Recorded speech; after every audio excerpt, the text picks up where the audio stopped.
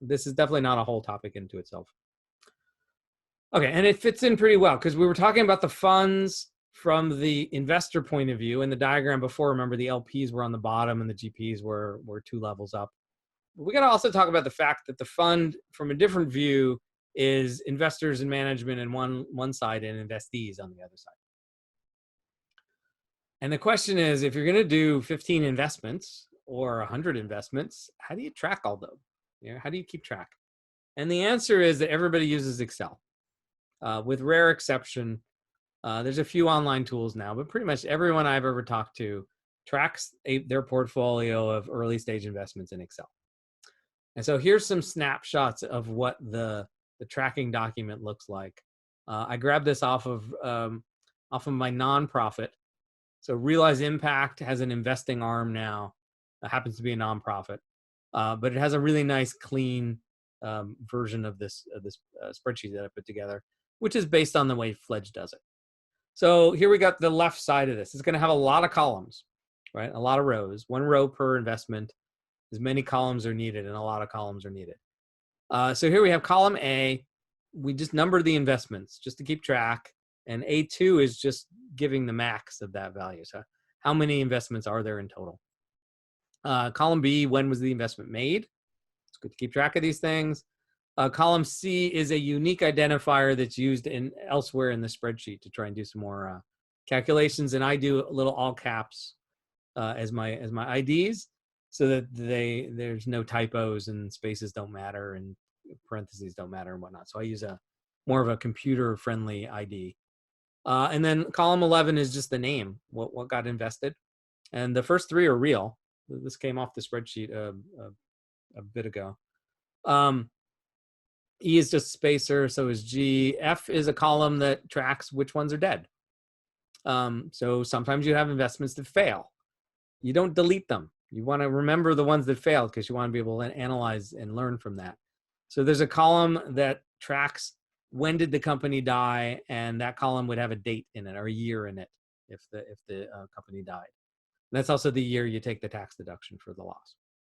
Okay, G was a space, and then we have 3 columns that are just adding up how much money was put to work, how much money was invested in these companies, what's the value of this investment right now, like what do we book it at on the balance sheet, and column J is what's the return on investment. So in terms of X's, I don't do percentages for return. I'm an equities guy. I'm expecting 2.5%. I'm expecting 2.5 times my money back when I run portfolios. So, I don't want to see 350% or 150%. I want to see X's. So you can just see the Fledge one hasn't changed. So it's 1X. The trust fund is actually at 0.98 because it's actually expected to lose some money. This is, again, nonprofit investing. The next one down is at 1. And the one below that, I'm just showing, it's not a real one. I'm just showing that, hey, you could actually be up on this. Okay, and those are the labels on the bottom. So again, current value, current book value, and cash on cash return. And in early stage investing, we usually just look at cash on cash return. Sometimes we may compute the internal rate of return. We'll usually not do that until the very end. It makes no sense to try and compute that halfway along. So we'll just look at cash on cash. Okay, scrolling over. So just be clear, we were at column J and now we're in column O. So there's 3 different groups of columns because there's different types of investing. So row 4, the Fledge investment is equity. It's an investment in equity in a fund in this case, or it could be a company, doesn't matter. What did the equity cost? In this case, Realize Impact invested $65,000. So it cost $65,000. The next 2 lines down, rows 5 and 6, those are loans. So how much was the loan for? And how much is expected at the end of the loan? So in the case of column 5, the trust fund, it's built in with a negative 2% loss, right? The 2 and 20 kind of thing. They're taking 2% off to run the fund.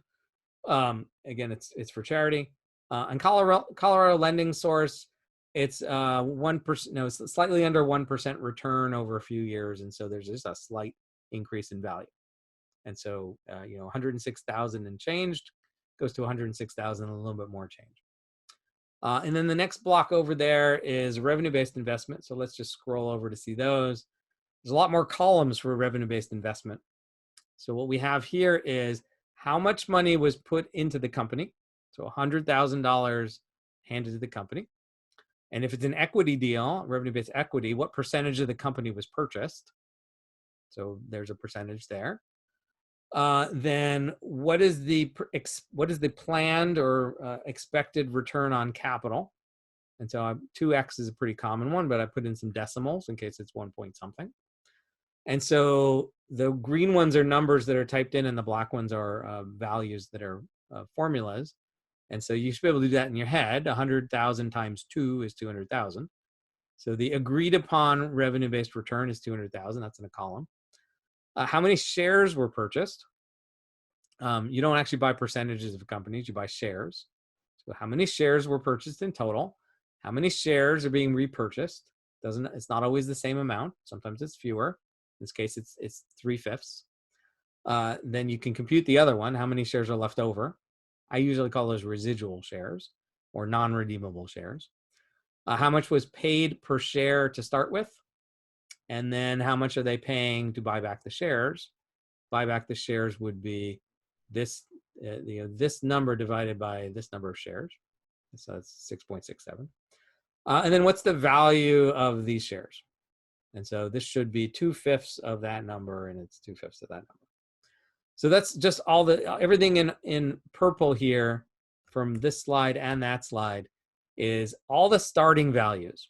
So what were the terms of the investment, and you specify them out, and ideally you never go back and touch those again.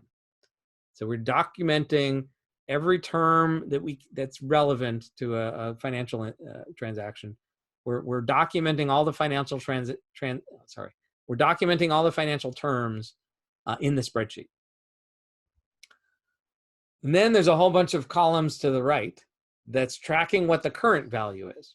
If we go back to row 4, that was an equity investment.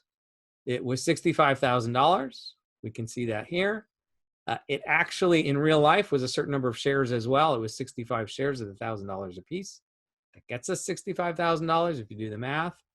And if it cost us 65 and it's worth 65, our current return on investment is 1. We haven't gained much. In the revenue-based piece, again, there's some shares lying around. There's a price per share we paid for. There's the value of the those extra shares that aren't being redeemed, and it still comes out to 1. I don't know why that's 1.62. That's wrong. But we just have some sums at the top. Same thing for the loans. So what's the expected amount of money that this loan is paying? So we had on the other columns the computed expected value at the time we made the loan. This column is the expected amount we actually expect right now.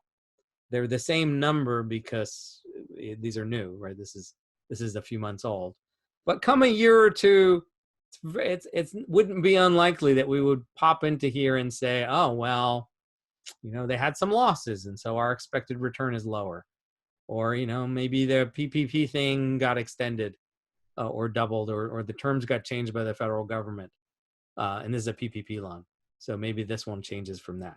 So we have a place to type in what we're expecting now. We also have a column here that comes off of another part of the spreadsheet that tells us how much was paid so far. Nothing paid so far, and therefore everything is still remaining. And then we have a bunch of columns again for the revenue-based piece. And again, we have more columns, but fewer than before. But we have, again, what's the expected number now? That might have changed. How much do they owe us? What's our revenue share right now? How much have they actually paid? How much did they owe us? Do they say they're going to pay us but isn't in the bank yet? So we have like accounts receivable up here. How many shares was that? And what percentage of the total shares they promised to buy back have been repurchased? So again, everything in green in this slide, or black and green, is keeping up with what reality looks like today.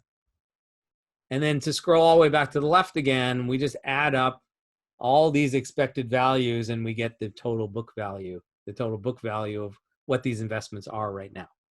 And then there's some magic in the formulas when you build this out for real that you take into account whether the dead column is empty or not. If it's not empty, well, then the book value is basically whatever you've already collected. So if it's a loan and the company has then gone out of business, this isn't zero. The total book value isn't zero. It's only zero if they've never paid you anything. If they paid you part of the loan back, then the book value is whatever they paid you. And the same thing's true on the revenue-based piece. If they started buying back shares, the book value is however much they've managed to pay back, but the rest of the investment goes to zero. So there's a few if statements in the real version of this. And I'm happy to share this. If anyone wants one of these spreadsheets for their own portfolio, just ask, I'll send it to you. And this is what the Fledge one looks like at the moment. And it's on purpose, small and blurry. But it is 151 rows tall, and there's space between each cohort. So it's not 151 investments, but it is 100 and something investments. And it's 65 columns wide. And they're in a slightly different order than the one I showed you. The totals are way over here instead of on the left. But there's the dead column. You can see the red. You can see all the purple for all the terms of the revenue-based investments. And these are loans, and these are equity. And then this is the current values.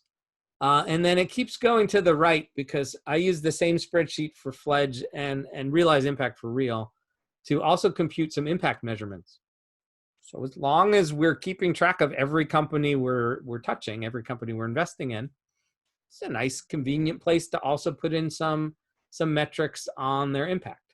And so here's 17 columns, one for each of the UN Sustainable Development Goals, and you can kind of see the breakdown of who's doing which goal. You can see a whole lot of poverty here. And then it can sum them all up on the top and give me percentages.